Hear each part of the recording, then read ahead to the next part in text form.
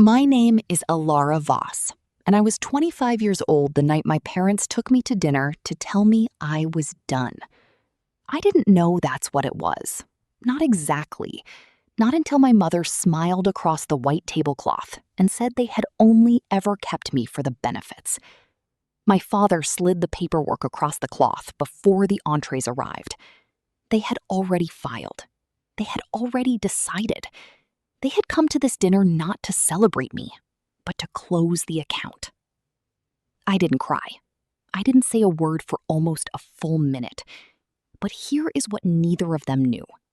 6 months before that dinner, I had found my birth family. And that night, I had seated them 3 tables behind my mother's chair. She just hadn't turned around yet. What happened when she finally did is the reason I'm telling you any of this. The restaurant was called Ashbourne, and I had never once been taken there in my life. My mother, Claudine Voss, chose it. That alone should have told me something, because Claudine did not spend money on me without a reason printed somewhere on the receipt. She wore the charcoal wrap she saved for funerals and board meetings. My father, Gerald, had booked the table under her name, not mine, which I noticed when the hostess asked, and he answered before I could. There was no banner, no balloon tied to my chair, no cake waiting in some back kitchen with my name piped in frosting. For a birthday dinner, the table was strangely bare, and the air between my parents had the careful politeness of people about to read a verdict. I had spent 4 years sitting in rooms like this. I arranged them for clients, for signings, for the quiet conversations families have when someone dies and the money has to move. I knew the difference between a dinner and a deposition. This was a deposition. So I did what I always do when a room goes cold. I studied my breathing, I counted the exits, and I clocked the small brass number on the table behind us, to the left, table 9. I set my own thing down beside my water glass, a thin manila folder, plain and unremarkable. Claudine glanced at it and assumed, I think, that it was a resume. She had no idea what I'd put inside it. You have to understand what birthdays were in our house to understand why I wasn't surprised. When I was small, my birthday meant 1 candle. Not 1 candle as a tradition, 1 candle pressed into a grocery store cupcake my mother bought on the way home and never refrigerated. I'd watch it sweat on the counter while she took a call. Meanwhile, 3 weeks later, my cousin Marcus got a rented bounce house and a caterer, because Marcus was my Aunt Sonia's son, and Marcus was blood. I remember asking the year I turned 8 if I could have a party too. My aunt was visiting, and she answered for my mother. "We can only do one nice thing a month, honey." She said it kindly. That was the part that taught me the most, how kind people can sound while they are explaining your size to you. By the time I was 9, I had stopped asking for cake. Being easy felt like the only currency I had. I told myself it was efficient. That's the thing about growing up useful. You don't notice you've been priced until somebody reads the number out loud. And across that white tablecloth at Ashbourne, 25 years old, I could feel my mother getting ready to read mine. I left that house the week I turned 18, with 2 duffel bags and a community college acceptance I had filled out myself. Nobody drove me. I worked nights at a pharmacy counter and took classes in the morning, then transferred to the state school and finished a paralegal program while waiting tables on weekends. I paid for all of it. I want to be clear about that. Not because it makes me special, but because it matters for what came later. Nobody handed me a thing. By 25, I was a paralegal at a trusts and estates firm downtown, and I was good at it. I spent my days inside other people's wealth, organizing what happens to a person's life after they can no longer hold on to it. I drafted the quiet pages that decide everything: beneficiary designations, distribution schedules, the careful language that controls who eats and who doesn't long after the funeral flowers wilt. I could read a trust the way some people read a face. And the joke of my life, the one I didn't laugh at for years, was this. I could set a perfect boundary for a total stranger. I could tell a grieving widow exactly what she was owed and exactly what she wasn't. But I could not, for the life of me, ask my own family to want me. The only person I ever called was my grandmother. Every Sunday at 4 o'clock, like clockwork, all through college and after. Grandma Ruth. She was the one Voss who answered the phone like she'd been waiting for it to ring. It was something she once said to me that turned out to be the hinge the whole night swung on. Ruth Voss was Gerald's mother, and the only adult in that family who ever made me feel like a person instead of a line item. When I was 12 and crying in her kitchen because Marcus had told me I wasn't a real Voss, she put down her dish towel, took my chin in her hand, and said the sentence I carried for the next 13 years. You were chosen, sweetheart, not collected. Then she made me a grilled cheese and let me stay up too late. Ruth died when I was 23. I gave the only eulogy at her funeral that mentioned her by who she was, instead of what she left behind. And within a month of the service, my parents quietly moved out of their cramped split level and into the larger house on Wyndham Road, the one connected to Ruth's name in ways I understood better than they realized. I didn't think much of it then. I was grieving. But there was something Ruth had said to me during one of our last Sundays, her voice thin over the phone, that I filed away without fully understanding. I made sure she told me that you'll never have to ask anyone for your own life. I thought she meant it as encouragement, a grandmother telling a granddaughter to be strong. It would be 6 months before that dinner, going through county records for an entirely different reason, that I learned she had meant it literally, in writing, and notarized. The year before I turned 25, my family started going quiet around me, and not the comfortable kind. Texts that used to come back in an hour took 3 days. Claudine stopped looping me into the holiday planning chain, then acted surprised when I showed up to Thanksgiving without a dish nobody had asked me to bring. My Aunt Sonia, meanwhile, got louder. She had started using a word in the family group chat that she had never bothered with before. Blood. As in, this is a blood-only weekend at the lake. As in, the cabin sleeps 8 and we want to keep it to blood this year. I understood perfectly. I just didn't have the documents yet to know why the temperature had dropped so suddenly, all at once, in the same season. People don't usually turn cold on a schedule. Families drift, sure, but this wasn't drift. This was coordinated. And the analyst part of my brain kept flagging it. The way you notice 3 unrelated invoices arrive on the same Tuesday and realize they aren't unrelated at all. So when my phone lit up one evening in March with Claudine's name and a voice 3 degrees warmer than it had been in a year, I didn't feel flattered.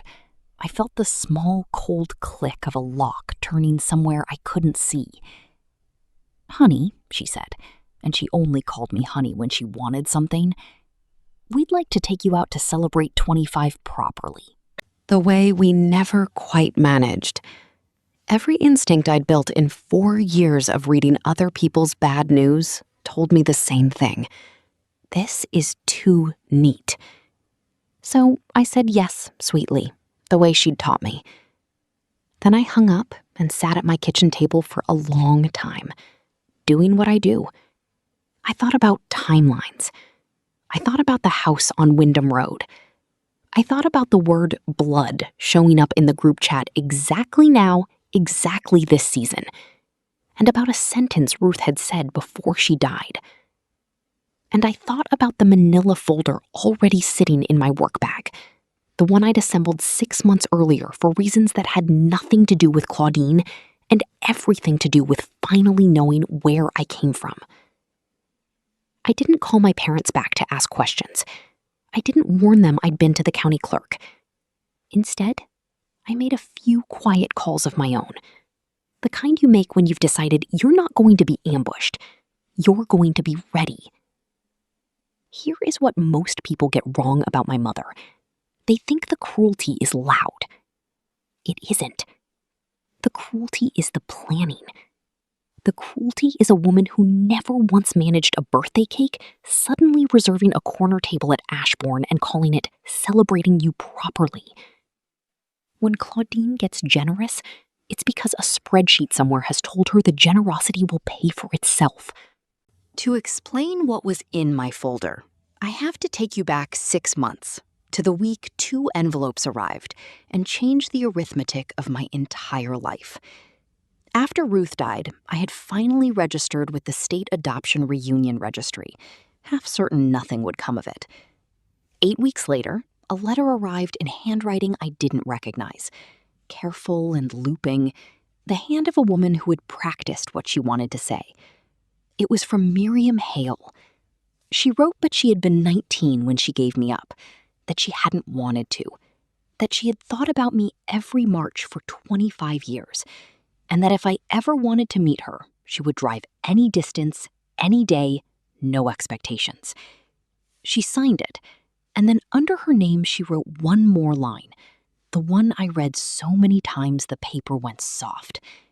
I never stopped saving you a seat. The second envelope arrived 3 days later, and it had nothing to do with Miriam, or so I thought. Our state had only recently opened original birth records to adult adoptees, and I had put in my request the week Miriam's letter arrived. While I was in the county system, I also requested the file on Ruth's estate. Professional habit, the way a dentist looks at strangers' teeth.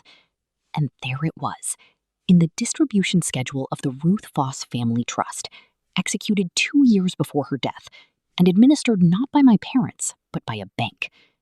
The caregiver distributions to Gerald and Claudine Voss shall terminate upon the beneficiary's 25th birthday, whereupon the remainder shall pass to my granddaughter, Elara.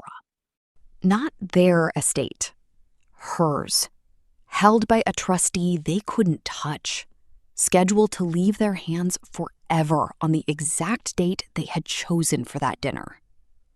2 envelopes in 1 week. One told me where I came from. The other told me, in Ruth's notarized hand, exactly what my parents were about to lose and why they were suddenly in such a hurry. I did not call Claudine and scream the discovery down the phone. That's not the weapon I had, and it's not the weapon I trust. I've watched too many families lose everything to a satisfying outburst that a lawyer later turns into evidence. What I had was process, so I used process. I took a personal day, drove the trust documents to an estate's attorney with no connection to my family, and paid her out of my own savings to confirm what I already suspected. The caregiver distributions were legitimate, ongoing, and ending. My parents had been drawing a monthly sum for raising me and living in the house the trust funded for the better part of 2 decades. The remainder on my 25th birthday passed to me by the trust's own terms, through a corporate trustee with nothing my parents could file, sign, or shred to stop it. Their will was irrelevant to it. Their disownment was theater, performed on the wrong stage. My attorney asked if I wanted to notify them, get ahead of it, soften the landing. I said no. I said I wanted 3 things in a folder, and that was all. The retainer letter, so they'd know I had counsel. The trust's distribution schedule, so they'd see the date in black and white. And my original birth certificate, with Miriam Hale's name in the mother's line, so that when the moment came, the table would understand exactly which family I was choosing to leave, and which one I was choosing to keep. I labeled the tab, closed the folder, put it in my bag, and carried it for 6 months, like a quiet engine I hadn't turned on yet. The dinner invitation only told me when to turn the key. I met Miriam Hale for the first time in a diner halfway between our cities because she didn't want me to have to drive too far. That small consideration undid me more than any speech could have. She was nervous. She'd brought a photo album she kept opening and closing without showing me, as though she wasn't sure she'd earned the right. She had my chin and my way of going quiet when she felt too much. Over 6 months, we built something carefully, the way you'd repair a bridge while standing on it. I learned I had a half-brother named Eli, 20 years old, all elbows and questions, who texted me memes within a week of meeting me, as if I had always been there to receive them. I learned my birth grandmother was a small, ferocious woman named Opal, who took one look at me and said, "Well, there she is." Like I'd just been late, not gone for a quarter century. They never asked me for anything. That was the part my whole nervous system couldn't parse. No favors, no money, no role to perform. Miriam told me the third time we met, the thing that would become the truest line of my life. "We've kept a seat for you, sweetheart. We never gave it to anyone else."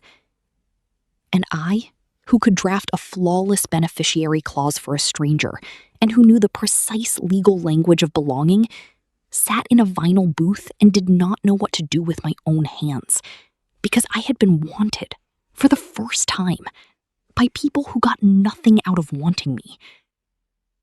After 25 years of being useful, I had no idea how to simply be welcome. Being needed, I understood completely. Being needed is a job. You show up, you produce, you stay easy. I had been needed my whole life and had mistaken the steadiness of it for love, the way you can mistake a long commute for a destination, just because you do it every day. What Miriam and Eli and Opal offered had no job attached, and that terrified me more than Claudine ever had. I kept testing them in small, ungenerous ways I'm not proud of. I'd cancel a plan to see if they'd punish me. They didn't. They just said, "No worries, next time," and meant it.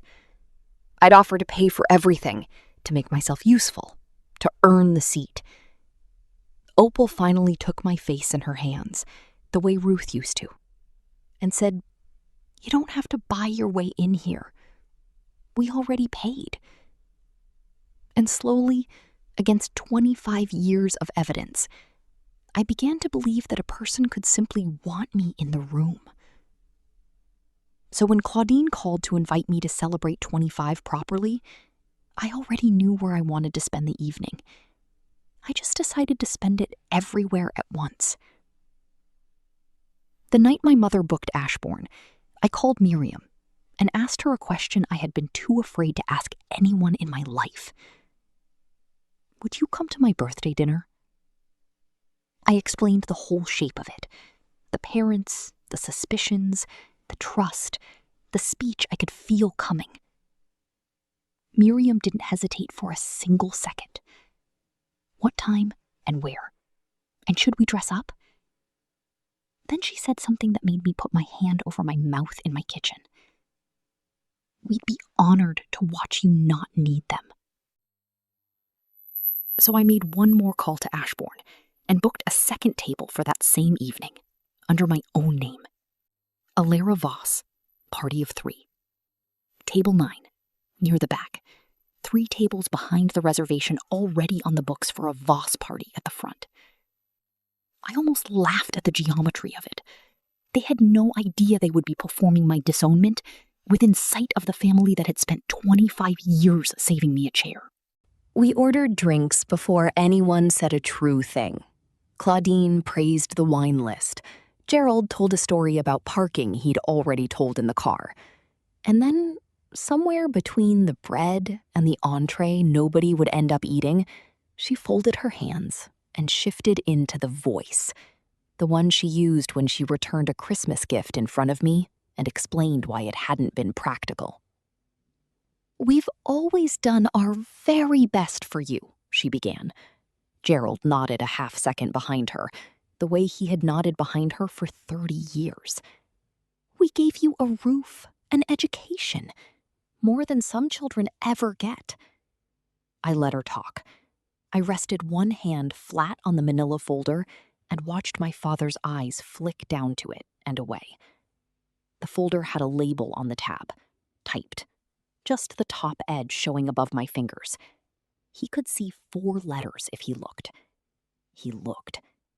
I covered the rest with my thumb, not to hide it, just to let him wonder. Then Claudine paused, took a small sip, set the glass down with the precision of a woman reaching a slide she'd rehearsed, and said it. "There's something, Elara, that you should have been told a very long time ago. You're adopted." She said it the way you'd announce a change to a dinner reservation. "We adopted you when you were an infant. You were never biologically ours."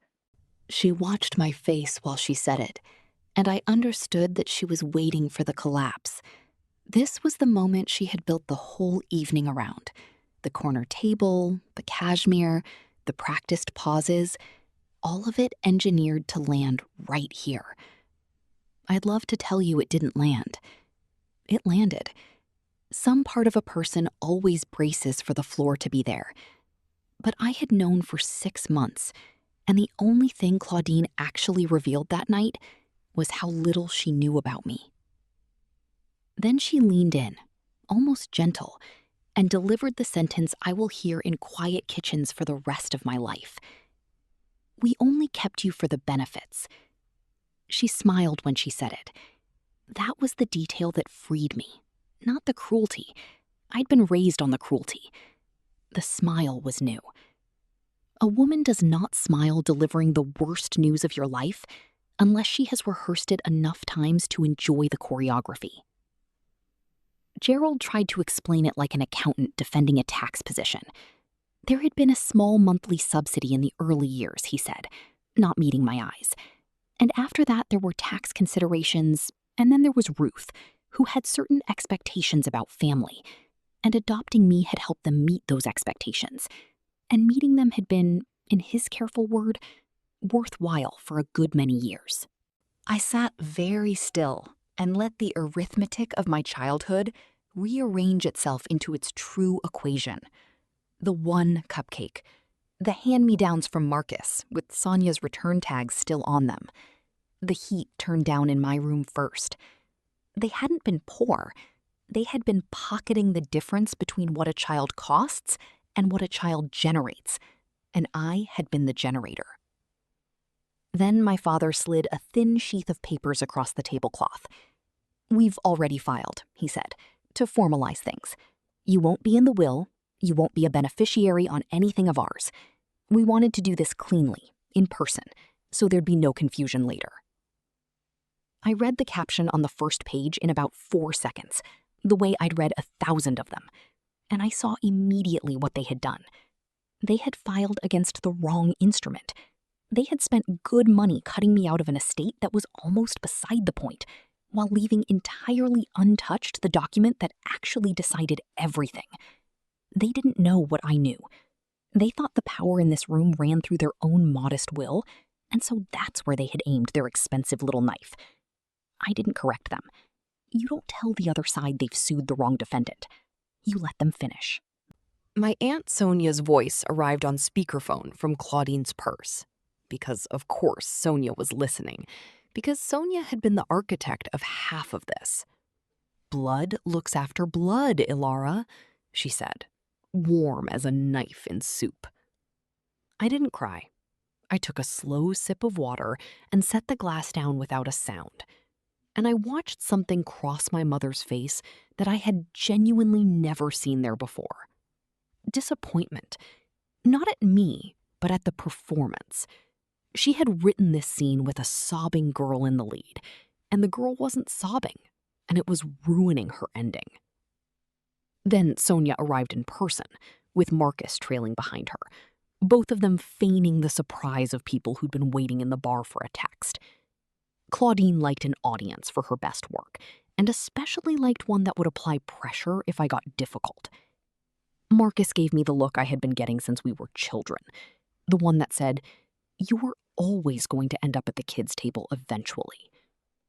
Sonia got right to it. "We just want what's best for the family," she said, laying a hand over Claudine's. "And families have to make hard choices about who's really part of them. You've always been such a practical girl, Elara. You understand that blood looks after blood." There it was again, the word she had been planting in the group chat all year, finally said out loud at the table it had been built for. I looked at my aunt, who had explained to a child why she wasn't worth a party, and I felt the last thread of obligation in me go slack. These were not people I was losing. These were people I was setting down.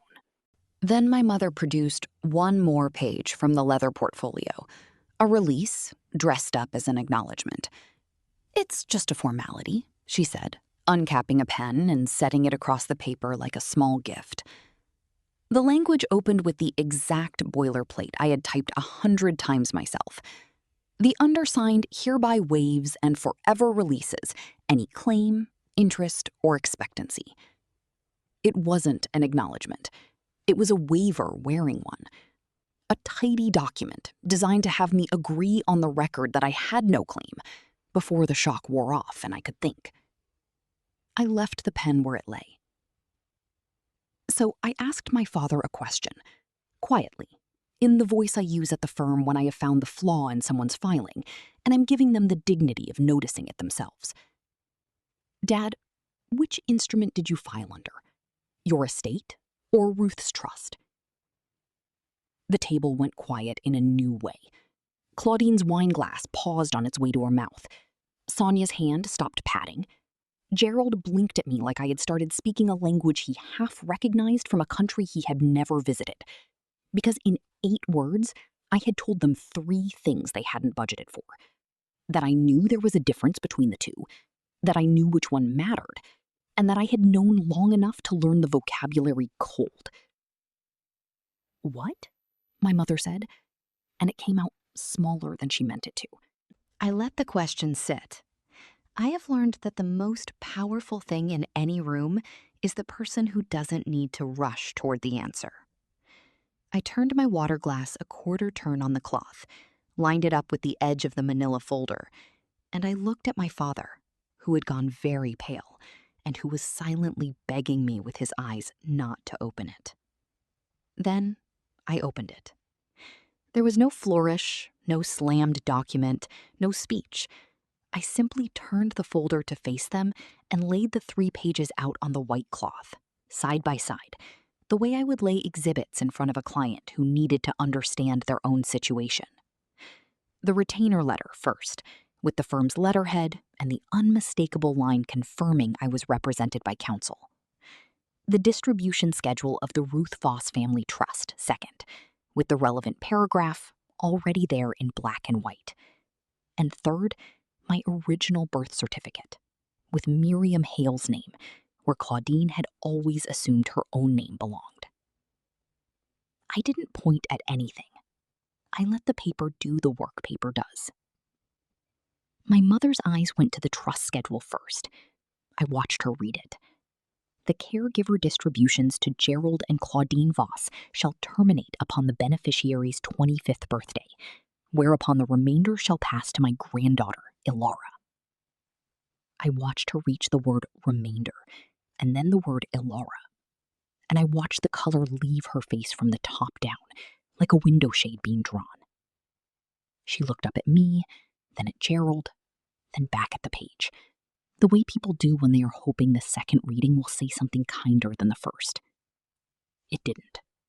It never does. "Mom," I said, gently, because I could afford to be gentle now, "you filed against the wrong family. The one you cut me out of was always the smaller one." She was fast. I will give her that. It took her about 10 seconds to assemble the full picture, and I watched her do it in real... She was fast. I will give her that. It took her about 10 seconds to assemble the full picture, and I watched her do it in real time. The house on Wyndham Road, funded by the trust she had assumed she would live in forever. The monthly distributions that had quietly furnished her comfortable life. ending by their own terms tonight. The remainder, the real money, the part she had spent 2 decades adjacent to and never controlling, passing on this exact date to the daughter she had just told she was finished with. And the waiver, her clever little waiver that I had been seconds from signing, that would have been worth precisely nothing, because it released a claim on an estate that was never where the value lived. She had aimed every weapon she owned at a will and missed the trust entirely. The cruelty had been free. The mistake had been expensive. And here is where I learned the last thing my mother had to teach me, which is that people like her never apologize at the moment they are caught. They pivot. Her face rearranged itself, the cold draining out and a terrible warmth flooding in. She reached across the table for my hand. "Elara," she said, and her voice had gone soft and wet and maternal in a way it had never once been when it cost her anything. "We're still your parents. Whatever's in those papers, that doesn't change what we are. We're family." The word family, from the mouth that 20 minutes earlier had said we only kept you for the benefits. I looked at her hand, reaching for mine, and I did not take it. The same sentence that had been her weapon was now, in this light, the confession that cleared me to leave. People expect this is the part where I made them pay, where I detailed exactly what the remainder was worth, watched them squirm, ordered the most expensive thing on the menu, and left them the bill. I understand the appetite for it. I have felt it. But I want to tell you the truth about power, because I handle it for a living. The strongest position in any room is not the one holding the biggest number. It is the one that does not need the number at all. I had a career I had built with my own hands. I had savings. I had earned waiting tables and drafting documents. I did not need Ruth's remainder to be free. And that, more than any dollar figure, was what my mother could not survive understanding. So I closed the folder. I gathered the 3 pages back into it, unhurried, and I kept the pen they had brought for my surrender and set it neatly beside Claudine's plate. I had won the thing they thought we were fighting over before any of them sat down, and I had won it by knowing, by preparing, by refusing to be ambushed. There was nothing left to argue. There was only the choice of where to spend the rest of my birthday. I stood up. I did it the way you would rise from any table. No drama, just a woman pushing her chair back and reaching for her folder. But the effect on the front table was immediate. Claudine's hand was still hanging in the air where mine should have been. "Sit down," she said, and the soft maternal mask slipped, and the old, cold control snapped back into her voice like a bone setting. "Sit down, Elara. Where on earth do you think you're going?"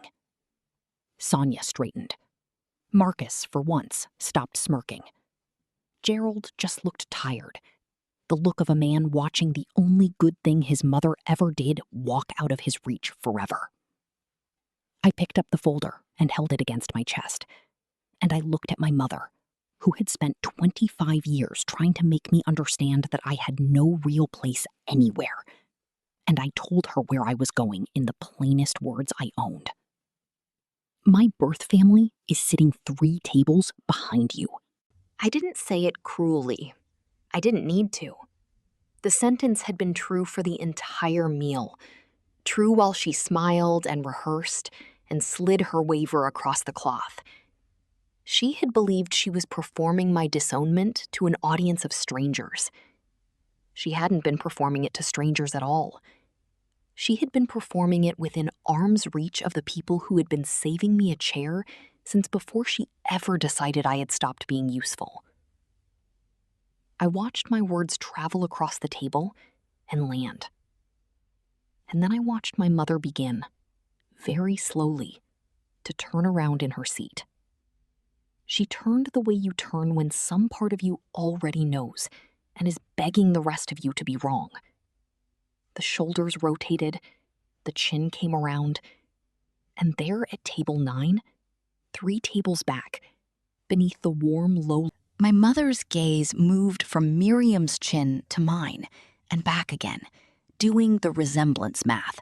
And I saw the exact moment she understood that the family she had just told me I didn't have was sitting 15 feet behind her in real chairs at a real table, having watched her do the one thing she could never take back in front of witnesses she didn't know she had. She turned back to me, and her mouth opened and nothing came out. For the first time in my entire life, Claudine Voss had no script. And in the silence, where her next cruel line should have been, a chair scraped back at table 9.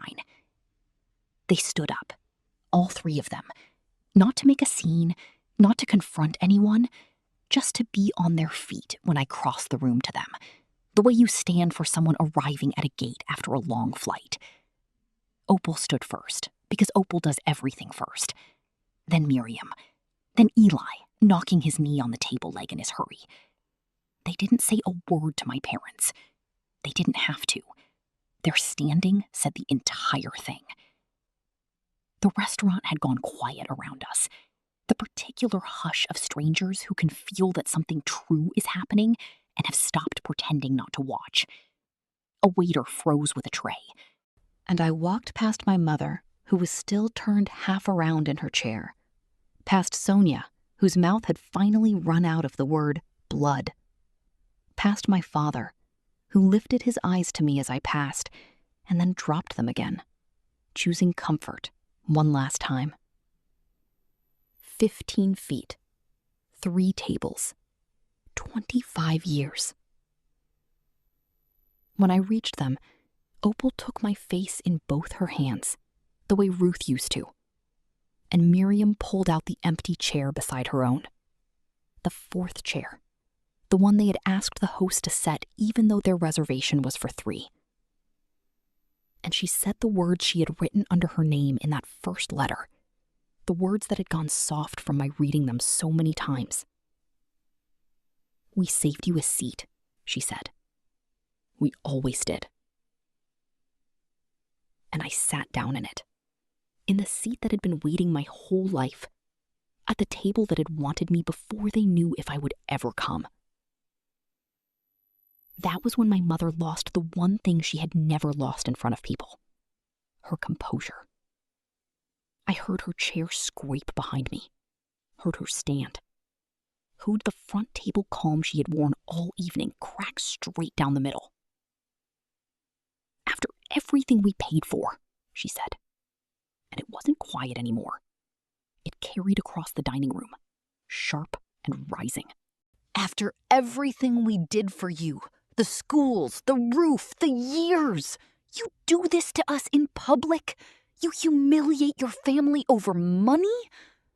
Heads turned openly now. A man at the bar set down his drink. Sonia was tugging at Claudine's sleeve, hissing, "Sit down, people are looking." But Claudine was past the reach of her own handler for the first time in her life, because the script was gone, and all she had left was the truth coming out sideways. "We gave you everything," she said to a room full of strangers. I noticed she said gave, not loved. Even now, even cornered, the word love would not come, because it had never been in the inventory. I stayed in my seat at table 9. I didn't stand to match her. I didn't raise my voice to meet hers. Miriam's hand had found mine under the table, and I held it and let my mother be loud, because the loudness was doing my work for me. Every person in that restaurant was watching a calm young woman seated quietly with people who clearly adored her, and a furious older woman shouting about everything she had paid for. There is not a human being alive who hears a parent screaming about money and thinks, "Ah, there is the real family." Gerald never stood at all. He put his face in his hands. I let Claudine run out of words, the way a storm runs out of rain. And when the quiet came back, I did one last thing before I gave the rest of my attention to my actual family. I stood, walked the 3 tables back to the front, and set a single page down on the white cloth in front of her. The trust's distribution schedule. I left it face up. I didn't need it anymore.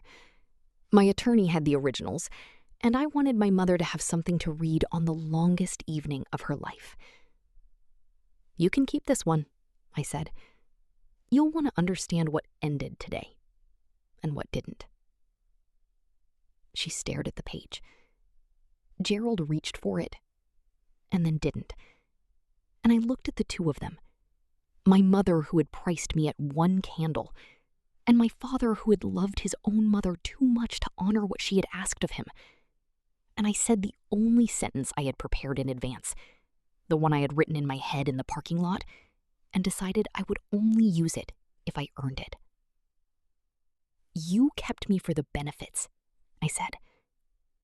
"They kept a seat for me." Then I turned around and walked back to table 9, and I did not look behind me again. Not once. Not when Sonia called my name. Not when Claudine said something I couldn't hear and didn't want to. I sat back down beside Miriam. Opal had ordered me a slice of chocolate cake while I was gone, and Eli had stuck the little restaurant candle in it. A single candle, lit and flickering. For 1 second, the symmetry of it caught in my throat. 25 years of one cupcake candle. One candle that had always meant, you are barely worth the wax. And here was one more, lit by a boy who had known me for 6 months and was already grinning like he'd done something brilliant. Then Miriam leaned over and said, "Blow it out, sweetheart. Make the wish." And I realized I didn't have one. I already had it. The trust did exactly what Ruth had built it to do. On my 25th birthday, the caregiver distributions to Gerald and Claudine Voss ended on the date and by the terms she had notarized 2 years before she died. The remainder passed to me through the bank trustee, untouched by the will my parents had spent good money revising, because you cannot disinherit someone from a trust you do not control. Their unsigned waiver was worth what it had always been worth. Within a year, my parents sold the house on Wyndham Road. Without the distributions, they couldn't carry it, and they moved into something smaller. Sonia, I was told, was furious to learn that none of Ruth's money would be flowing toward Marcus after all. The story of that dinner traveled the way these stories do, through the family and then past it. And the version where Claudine is the devoted mother wronged by an ungrateful adopted daughter never quite took hold, because too many strangers at Ashbourne had watched a woman scream about everything she had paid for, while a quiet girl held hands with her real family across the room. I didn't sue anyone. I didn't post anything. I simply stopped answering, and I let the silence be the boundary, which is the only kind that ever holds. Gerald texted me once, a few weeks later. 3 words. "I am sorry." No name signed, no follow-up. When I didn't reply, he never wrote again. I heard later that when Sonia tried to rally the family to contest Ruth's trust, it was Gerald who quietly shut it down, told them his mother had every right to leave her money where she pleased, that it was hers, that it was finished. He was right. He was also, as ever, a year too late, saying it to the wrong room when it cost him nothing. And As for the rest of it, I spent that first real birthday eating chocolate cake at table 9 with people who got nothing from wanting me, and I have spent every birthday since with them. Miriam and I talk every Sunday now at 4 o'clock, the hour I used to save for Ruth. Opal taught me to make her grilled cheese. Eli still sends memes. And somewhere in a drawer in my birth family's kitchen, there is a photo album that doesn't close properly anymore because it finally has enough pages. Being useful was all my parents ever wanted from me, and being wanted was the one thing I had never had. It took me 25 years and one terrible dinner to learn that anyone who only keeps you for the benefits has already told you, in the plainest language there is, that they were never your family at all. That is my story. One candle for 24 years, and on the 25th, a whole table that lit one without being asked and meant something completely different by it. They lit it because they were happy I was there, not because I had earned it, not because I was useful, simply because I had arrived, and they had always known I would, and they had kept the seat warm the whole time I was finding my way to it. If someone in your life only values you when you are useful, take this as your sign to stop auditioning for a seat you already deserve. You don't have to earn the people who love you. The ones who love you have already saved your place. Take a moment to comment your city or country. I love connecting with you all. Thank you for listening and supporting, and be sure to subscribe for more stories.